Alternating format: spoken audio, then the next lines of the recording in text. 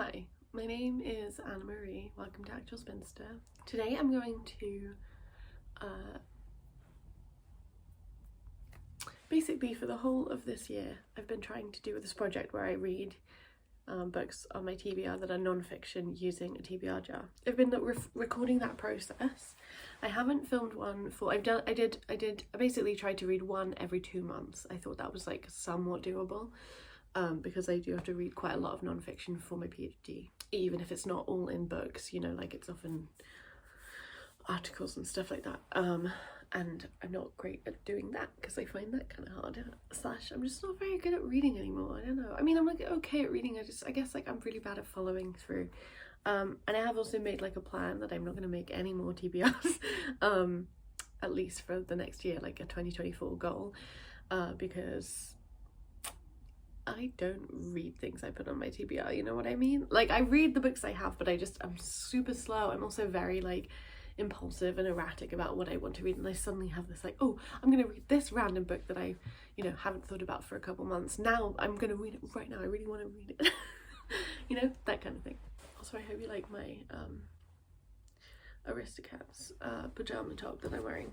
I'm like very sleepy and tired and fatigued as usual, so that's why I'm like this, you know. I've like collected the footage of me onto my laptop and stuff, and then I'm gonna react to it and kind of talk about basically how I feel. I think I might kind of use this as a way to reflect on whether I want to keep the books that I said I was gonna be reading or whatever, or maybe I'll give myself a deadline to read them by. And I decided not to pick one for the last 2 months of the year, partially because I thought maybe I could return to some of the ones that showed up multiple times and really have a go at reading them. So yeah. Hi, today I'm going to pick my non-fiction TBR jar choice for January and February of 2023. So that's this like very boring looking jar, and yeah, let's go.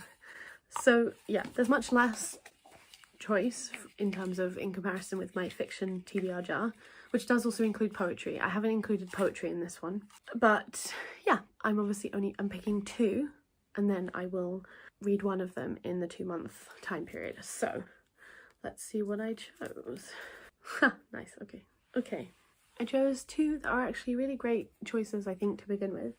So the first one I chose was Red Rosa. You definitely can't see that, but this is Red Rosa, which is a graphic biography of Rosa Luxemburg by Kate Evans, and it is something I've already read, but I want to reread it. So, oh, sorry if you can hear my freezer going. So it's so funny that I start with a success, although now I'm thinking maybe it took me longer than the first 2 months to read Red Rosa, but I have read Red Rosa, or like reread, so that's good. The second thing that I picked out is something that you also definitely cannot read, and that is Anarchism in Northeast England. That's it, I just put any, whoops. 1882 to 1992, written by the Tyneside Anarchist Archive, and this is something I want to read for my research. I definitely have not read this, but what I have done is I read a little bit of it. The thing is, I read the introduction and I really disliked how the person who made this, because although it says the Tyneside Anarchist Archive, it's clearly just written by one person, but I really disliked, yeah, the way that they like laid out their sort of like methodology, or like lack thereof, in terms of approaching this and approaching the source material. And then when I was reading through some of it, I just thought a lot of it was very boring. Well, maybe that's not quite fair, but there was also a couple comments where it was like, suddenly you found out the wife of Kropotkin was there, and you know, she'd been there the whole time, but she was just mentioned in this one sentence later on, which just made me feel like, just not very good. It just made me feel like this was all a bunch of like collected stuff together rather than like intentionally placed together, if that makes sense, which isn't really sort of the vibe. Is that it's going to tell you the history of anarchism in Northeast England, as opposed to like a collection of random events and documents that are relating to anarchism in Northeast England. Do you know what I mean? I would still like to read at least the chunk that I wanted to read. It just put me off, and I didn't get to it for ages. Like I only did a little bit of that reading a couple months ago, as far as I remember, and I don't think it will be as useful as I thought it would be for my research either. Although I could be wrong, like there definitely could still be stuff that I could find in this that would be great, but like, I will count it a success for this project if I read the chunk that I want to read, which is the sort of beginning, early 1880s chunk. So yeah, there we go. Hey, I'm back for my TBR jar, but this time full March and April. It's like so funny to see like my hair change. I'm like desperately trying to grow out my fringe, but at the same time like I'm kind of trying to grow out my fringe so that I can cut a new fringe, which doesn't make me really want to grow out my fringe. Plus I have exceptionally long hair, so like I mean I also do have like two heights to my hair because I had an undercut a couple like maybe like 8 years ago and that hair is what, like here now or something, so I have like 3 levels of hair. Anyway, it's not, you know, that's just a side point about my fringe. So, but also like, what do you think I should do with my fringe? Do we think I should keep growing it out? Basically my plan was to copy Catherine Mansfield, which is actually something that comes up later in this because she has a fringe where she has a fringe and then she has like a side fringe too, and I thought that was kind of a cool look, and I obviously love like avant-garde queer aesthetic, so I was like I could try that. Anyway, here's the thing, I didn't read like either of my picks, so doing great. I was like so invested in talking to you about my fringe that I didn't like hear that I said that I didn't read either of the choices. Yeah, so I thought I didn't read this in those first 2 months, but I did start rereading Red Rosa. I'm about 70 pages in, and I was making some progress in this in January, but I kind of got a bit distracted. I did also finish another non-fiction book, which is Lost in Work by Amelia Horgan, which I started in November of 2022. So I am really glad that I finished that, and I finished that in February. Yeah, I am mentioning that I finished this book. So, I mean, that is like good. I'm glad I finished it because it took me maybe like 4 months to read. Not because it's like hard to read, but again, it's just like, it's non-fiction.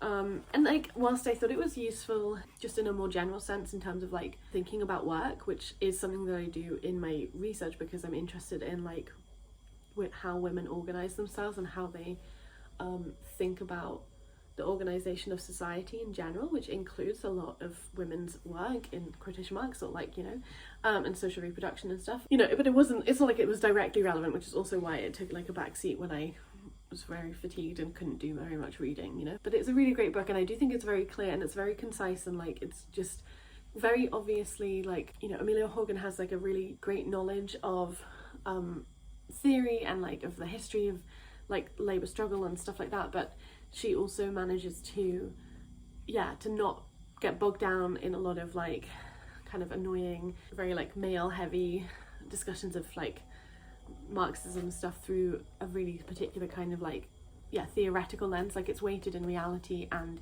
it's really useful, I think, especially if you're interested in labour organising, in unions. Definitely would be worth checking out. I'm also like in a place where like I'm constantly like, I feel like I'm constantly adding books that I'm currently reading, even though I sometimes do finish books, they're immediately replaced. So I just keep having a really large list of books I'm currently in the middle of, which I don't like. I want to kind of not do that, but it's sort of difficult to. With that brief update, let's pick another 2 that I will hopefully read. I'm not counting it as a complete fail because I did start reading Red Rosa and I did finish Lost in Work, which is something I really wanted to finish, but yeah, could have been better. All right. No. Cheating. Okay, I'm like fully cheated, but like whatever. It's just hilarious that I cheated. Plus, I feel like this really speaks to how like I just really struggled with this challenge for myself. Like it didn't work out. I need to figure out another way to do it. I guess also there is like a tension for me where like I sort of feel like I have to justify my non-fiction reading because it takes so much effort for me. So like I find it hard not to read non-fiction that is about my research subjects and stuff.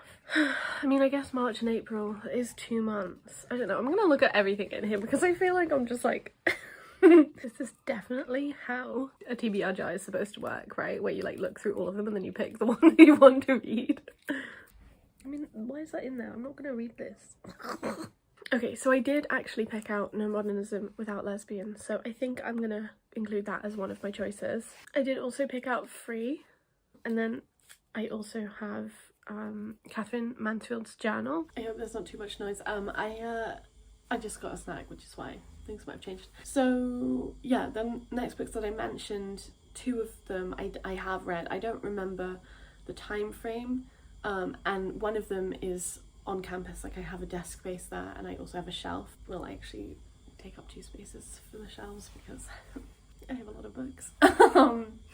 And yeah, I mean, obviously not all of them are like I have library books out there too. Yeah, so I have a copy of No Modernism Without Lesbians there, because like I didn't want to get rid of it, but I, you know, decided that I didn't really want it like to take up space where I live, like. And I also gave Mari my copy of Free by Leah Uppi, but I did read that too, but I'll wait to talk a bit more in depth when I read these. So yeah, so I've got The Journal of Catherine Mansfield, which is like quite easy to read font, and it's one of those books where sometimes like I've been like, oh, I really want to read that, and then like I haven't been like where it is, or I just haven't ever started it because I've been like, no, I shouldn't start it because I'm reading 800 billion things. And then we've got Free by Leah Uppi, Free Coming of Age at the End of History.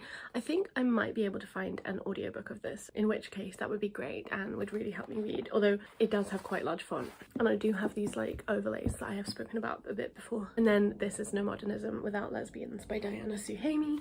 I'm even more skeptical about the political, not necessarily, well, I mean, they are politicized choices, but I'm even more skeptical about the choices that Diana Suhaimi has made in this book. Yeah, I watched like Redhead Reading Sophie like talk about this recently, and yeah, it seems like it's not gonna be great. And I know that it like completely skips over the part where Natalie Clifford Barney is like a fascist sympathizer, so. And I don't believe it mentions anything about Gertrude Stein's own Nazi lovingness. It does also kind of, I mean, it does look quite easy to read too, actually. It's just quite long, and there are pictures in it though, so that's cool. So, you know, we'll see. Yeah, I guess like my aim, right, was to just read one of the choices I picked, but I guess I did pick 3 this time because I'm so like contrary about this. So if I do read one of these, that would be great. Obviously it would be great to read more than one. I feel like it's foreshadowing considering what I said about No Modernism Without Lesbians. Yeah, because like if you didn't see, I made a whole video about like my problems with the book, and then also kind of like trying to correct the record in terms of how it like totally erased the political allegiances, and like specifically the fascist political allegiances of Natalie Clifford Barney and Gertrude Stein, which is 2 out of the 4 people who the book was about. Yeah, the video is not totally just about that because there's some weird gender stuff with Briar that like Diana Suhaimi just refuses to engage with, and I think there's also like an underlying like antagonism against bisexuality to some degree as well, I think. But yeah, if you want to listen to me talk about that for like 40 minutes, I did make a large video, so. In the next few months I would like to finish Red Rosa at least. I also wanted to say that I have added, I haven't yet added this into the TBR jar, but I will be rereading the whole of this book, so I sort of like, it's kind of considered part of this too, and that's Full Surrogacy Now, Feminism Against Family by Sophie Lewis, which I know that is a free audiobook, as well as I think like an audiobook that's like more official now, although the free one, it was read by Sophie Lewis. I will be using the audiobook to read this. I put this in a Radical Collective library once, just in like a stopgap space, and yeah, so I wrote my name and number in this in case anybody like wanted to borrow it. Also, I think this maybe has some of Mari's underlining in it, maybe? Anyway, will be exciting to revisit. Cool, I will see you for another update. Maybe I will have made some actual progress. Bye. Still haven't started rereading this, but it's a great book and I plan to, I just haven't done it. I don't think it's like such a high priority anymore. Like I submitted a piece of work that this would have been useful to have read, to have reread for it potentially, although actually the piece kind of went a slightly different direction anyway. But in terms of like expanding it, this will be useful, but I don't need to do that in the like near future, so this is just still on my to read soonish pile, which is basically like all of the things. Hey, welcome to my TBR jar choices for just looking up the months, May and June. That's right? Yeah, and you know, welcome back to watching me fail long term at my goals. Welcome back to watching me watch me fail long term at my goals. No, that's not fair, because this month I did read one of them that I have chosen for the last 2 months. I did read this in April. Yeah, so I read Free by Leia Uppy, Coming of Age at the End of History. I have spoken a bit about this now because I also made a reading vlog where I was reading this amongst other things. Yeah, and I really enjoyed it and I'm super glad I got to it. I did not pick up No Modernism Without Lesbians or The Journal of Catherine Mansfield. I did almost, as you can tell by this, almost like start reading it, but I was also trying to like really decrease the number of things that I was currently reading, so I did stop myself from it because I knew I had already read this, so I knew I had at least completed my like base level reading. So that's good. I did also read Red Rosa. I think in March I actually did finish Red Rosa. I also included reading some of that in a March reading vlog, but yeah, I really enjoyed rereading it and I definitely like didn't remember everything that was in it. Yeah, I think it's pretty good, and I really have clearly really been enjoying like graphic non-fiction works at the moment to kind of like find another way of like learning about things that isn't just reading pages of text. So basically I think what I'm going to do is I'm going to pick out some books from this, and then depending how I think about them, how I feel about them, sorry, I'm either going to like try and read them, or I'm going to just literally like pick out of the books that I already sort of had picked out. For those not doing this, seeing this months and months in between, which is only me, these are the 3 that I have already sort of picked out but didn't get to, and all 3 I still would really like to get to. It seems like this one is maybe the most one I'm like erring towards, but I would really like to read Catherine Mansfield's journal too. I don't know, we'll see. Oh, okay, I really genuinely didn't cheat, but I just picked up No Modernism Without Lesbians, so that's great. It's like so, it tells you how bad this is going for me that I have to tell you that like I promise I didn't cheat when I got a book I actually wanted to read. Okay, and then the other one I picked out is Parallel Lives. I will pick out a third just to see, because it was kind of useful to have 3 for the past 2 months even if I was only going to read 1. Okay, and then the other thing I picked out is Revolutionary Yiddishland, which I don't think I will read until like I've sort of settled a bit more into my PhD like scheduling. Okay, so yeah, the first one is Parallel Lives by Phyllis Rose, 5 Victorian Marriages. I already read the prologue last year, I think, whilst I was writing PhD applications. Yeah, that was last year. It does seem interesting. I don't think I'm going to be in the mood for this, but we'll see. So yeah, it's about 5 different Victorian marriages. But yeah, those couples are Jane Welsh and Thomas Carlyle, Effie Gray and John Ruskin, Harriet Taylor and John Stuart Mill, Catherine Hogarth and Charles Dickens, George Eliot and George Henry Lewes. It is supposed to be really good, both as like a relationship book and also as a Victorian history book, I think. So the problem with my non-fiction is that I am really interested in it, I just don't read it, / I'm too tired to like have the brain space to. But anyway. And then yeah, the other book I picked up was Revolutionary Yiddishland, A History of Jewish Radicalism by Elaine Brossat and Sylvia Klingberg. The reason why I said I probably won't read this is because the text font is really small in comparison with like, okay, you really can't see, but there is like quite a big difference that really puts me off, and it makes it harder for me to read. It makes it like just like more overwhelming, but also just like from like a dyslexia standpoint, it's definitely not easy to read. And then yeah, the other book was No Modernism Without Lesbians, so hopefully I will get to this. It's not tiny text, and I know that there are some pictures. Then I will at least be able to finally have an opinion on this book, because like I think that I'm gonna have lots of disagreements with it actually the more I've like heard about it, but you know, I'd like to have my own opinion about it because it's like, it's what led me into modernism, lesbianism. I guess like I should recognise that I think at least for two of the 4 months do you see what I'm trying to say? I'm trying to say that I have at least made progress 2 months, I have at least made progress 4 months in a row, like, because for the one before this I did read Free in the end, and then for this one I read No Modernism Without Lesbians, so it could be going worse, you know? I've read, and I think out of the 4 books I'm supposed to have read by this point, I've read 3, so that's not terrible. If I do return to Anarchism in Northeast England or the Journal of Catherine Mansfield, I would also like count that as a win, but it would be great to read some of these others. Cool. I will see you in 2 months' time when hopefully I will have made some progress. And then yeah, that'll be like 6 months in, won't it? Yeah. Oh, I was wrong. It was 3 out of 3. So I have actually made progress. I guess it was because I delayed finishing Red Rosa in January, February, and instead I finished it in March, but then I finished something else also in March. So that helped me catch up. Hopefully I will have read 3 of these like backlist non-fiction TBR books, but who knows? Okay, bye. Hey, just doing some knitting. It's further into July than I would have liked to do this, but I just haven't had time. the piece that I'm knitting then, I finished it. It's like a dress. I should be wearing it now. I didn't realise I referenced it in this, but maybe I'll show you like some footage of it just as a... because I'm really proud that I knitted it, okay? Hands up. To pick my non-fiction choices for July and August. My video that I made about the non-fiction reading I did got some shout outs, so that's cool.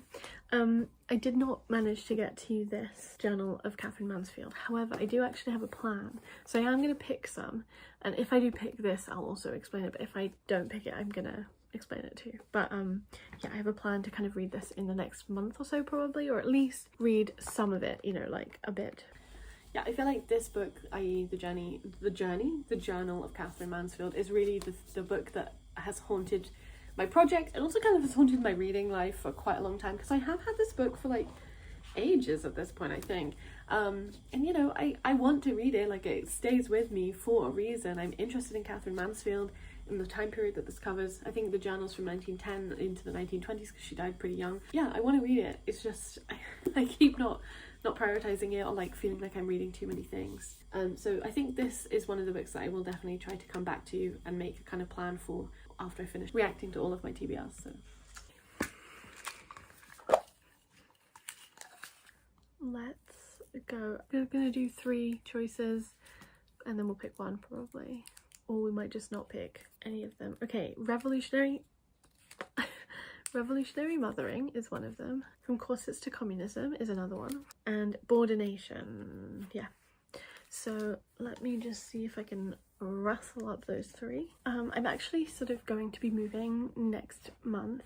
So I have also sort of preliminarily started to pack some books up. So Boardination is packed up, but it is accessible. I just don't want to get out right now. But here are the other 2. Revolutionary Mothering. Love on the Front Lines by edited by Alexis Pauline Gumbs, China Martins and Maya Williams. And this is From Corsets to Communism, The Life and Times of Sofia Nawkalska, a biography by Jenny Robertson, which is about the Polish novelist. I remember I did like a try a chapter tag of this, and the first chapter was written pretty easily, so we'll see. Out of those 3, I don't think I will pick up Boardination. I'm not kind of in the mood for that at the moment, but we'll see.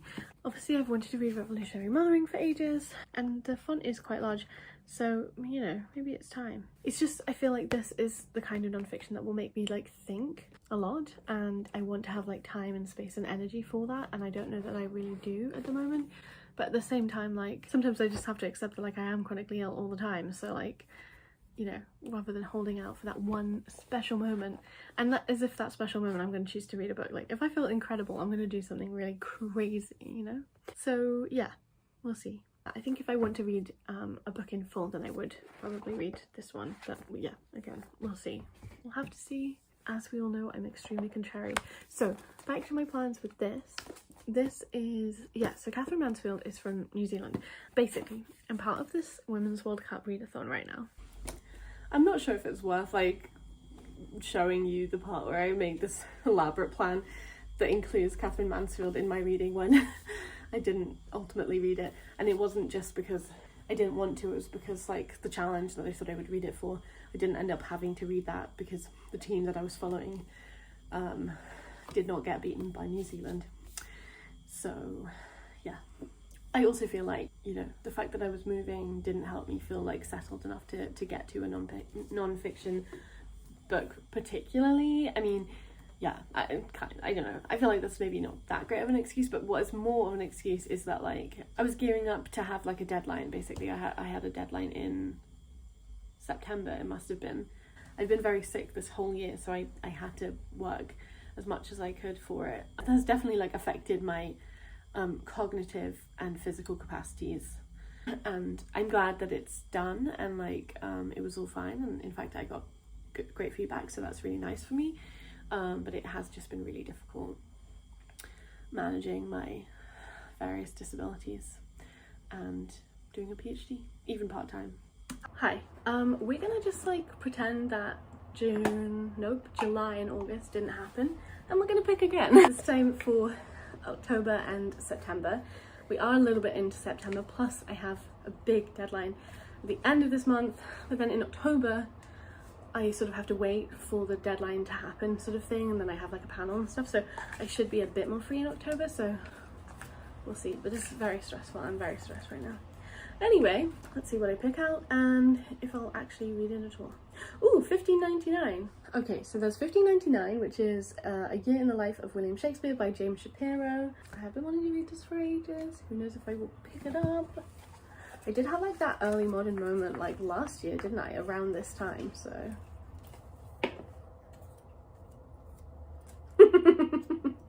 Okay, I just picked up Catherine Mansfield's journal, which is right here because I've obviously been trying to read it forever. Okay, great that I picked that up.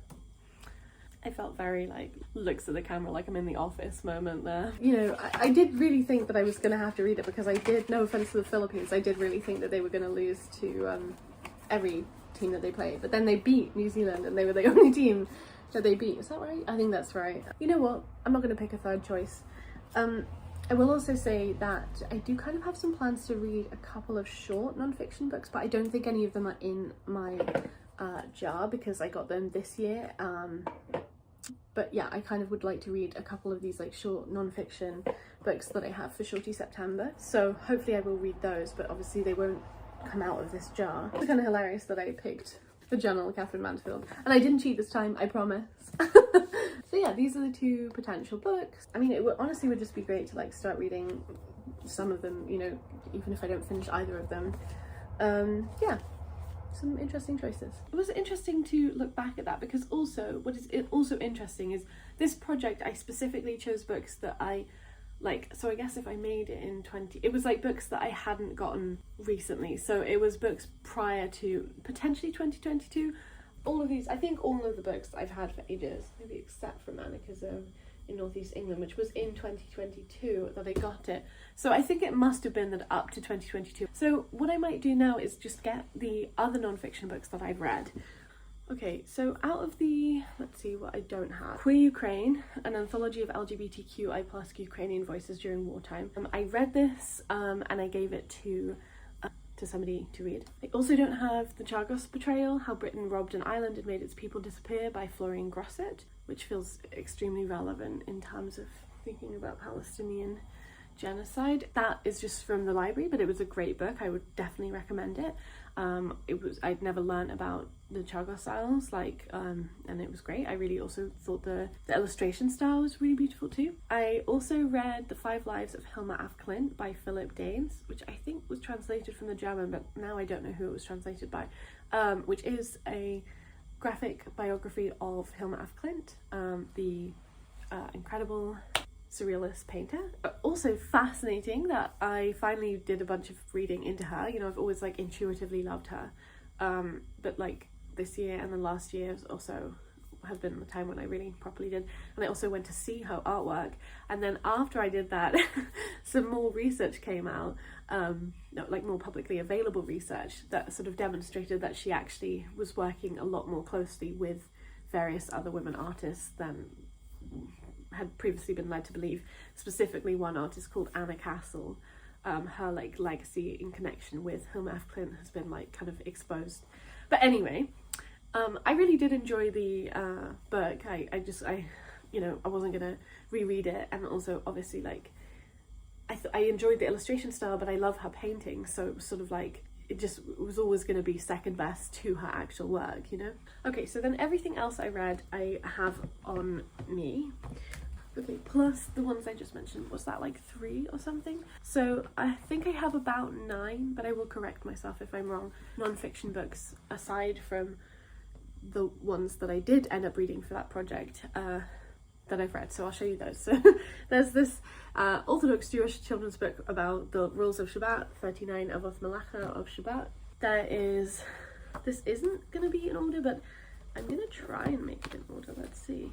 I also read Soviet Daughter, A Graphic Revolution by Julia Alexeyeva, which is about this woman's like Ukrainian family history and like the 20th century Jewish history too, like, and also kind of thinking about like Soviet Jewish identity and Soviet Jewish experience, and I really enjoyed this. It's black and white, but yeah. And we have another graphic format. This is a comics anthology on belonging in Ireland today.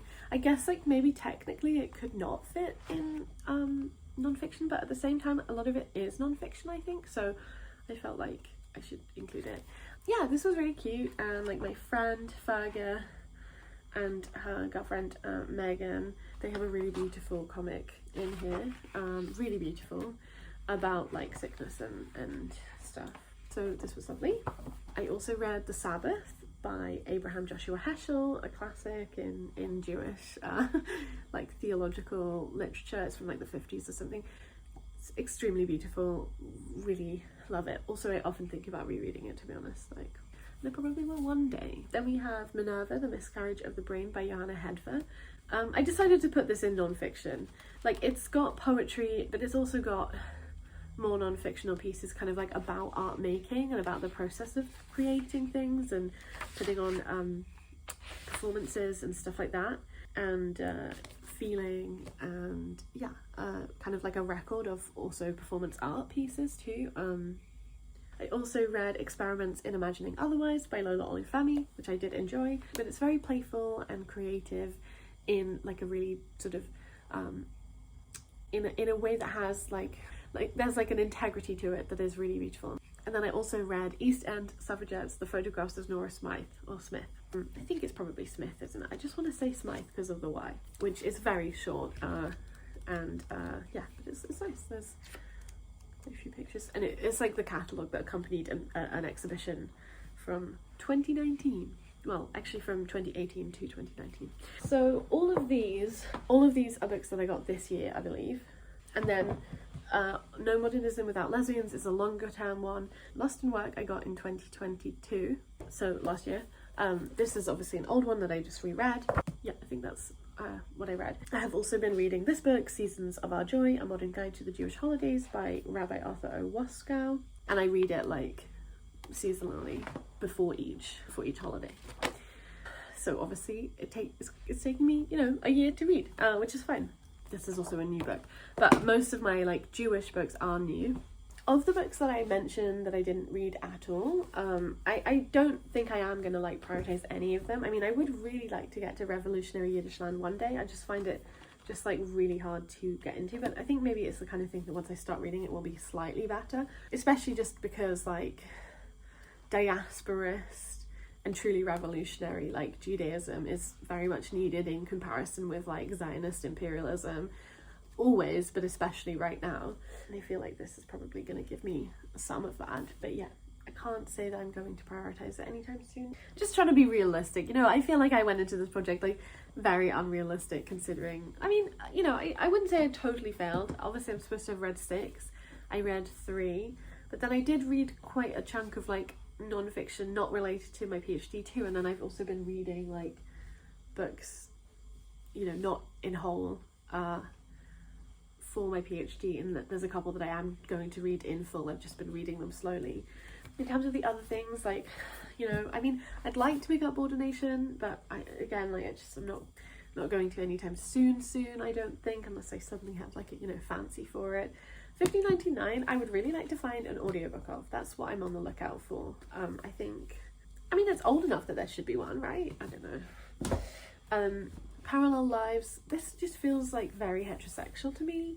Might be unfair. Obviously it is about marriage, but I don't, you know, I think there's a way to talk about marriage that's very queer, and there's also a way to talk about marriage that's like very heterosexual. And I read like Sheila Heti wrote I really don't like her as a beginning, like as a prelude to what I'm about to say. I don't like her, and I just find her like nauseatingly heterosexual, and also just very weird about like queer people, to be honest, and like their relationships and like the reality of like their relationships and homophobia. Yeah, so she wrote the introduction and I read that and it just put me off, especially because I'm pretty sure in the introduction she mentions like a gay friend she has, and I'm just like, okay, but I'm sure the rest of the book is better than that. I just, you know, hang my head in shame that I still haven't picked this up, but it is what it is. And From Corsets to Communism, still very much interested, just not going to prioritize it right now. For a plan in terms of like my kind of like hopes, so obviously I'm going to keep reading this one, and I think I'm going to set myself the goal of reading this before the end of the year. So I have about like a month and a half. I think I'm gonna do it. Like, I just have to start it, you know, like there's not ever any good time to read this, I guess, but I'm gonna do it. And I'm not gonna say I'd like to finish reading the chunk by the end of this year, but I would love if I could make some more progress on anarchism in Northeast England 1882 to 1992, because that would be great. And also, I mean, if I did read these two by the end of the year, I feel like I would be reading 5 out of 6 of the choices. So, you know, that would be a success. And I mean, I think, you know, I think one of the reasons why this failed is because I kept reading nonfiction, like other nonfiction too, you know, like the new nonfiction that I brought in. So I feel like even though I chose to try to only do 6 per 12 months, that was still kind of a lot, considering I also read like 9 other pieces of nonfiction, maybe slightly less than that. But either way, I still read, like I read at least 6 pieces of nonfiction. So then, you know, and I didn't choose 1 per month because I knew that reading 1 per month would be hard for me, and I didn't think I could do it. So I sort of feel like I set myself up to kind of fail a little bit there. So yeah, I think, you know, I don't really have like a particular solution aside from the fact I'm no longer going to make TBRs for non-fiction and for fiction, and then we'll kind of see. So it's not that I'm against projects that try to tackle those, but I think that I needed to be a bit more clever, or I just needed to put all of my non-fiction together, including the new stuff, or maybe like not the stuff that I bought in 1 month, you know, but like the rest of it, and then did it that way, and then maybe I would have been a bit more enthusiastic and a bit more successful. But I wouldn't say I was unsuccessful at reading non-fiction this year. So, you know, that's an interesting conclusion I didn't think I would come to, but it's true. I do think I made some progress. And I obviously also, you know, really found a kind of like non-fiction format that I really like, i.e. the graphic non-fiction text, you know, including like the Chagos betrayal. So, you know, that's like interesting information for me, and I'm definitely going to be on the lookout for more non-fiction, like memoirs, non-fiction biographies, just like non-fiction in graphic form in general. So yeah, cool. Oh, but if you are doing non-fiction November, if this comes out in November, who knows, then I hope it's going okay, and I hope you're picking up Palestinian reads. I think that would be great. I'm gonna keep leaving the stuff that I left in the video that I specifically made about Palestine in the description box. I hope you're having a nice day when you watch this, and I will talk to you when I next talk to you. Bye.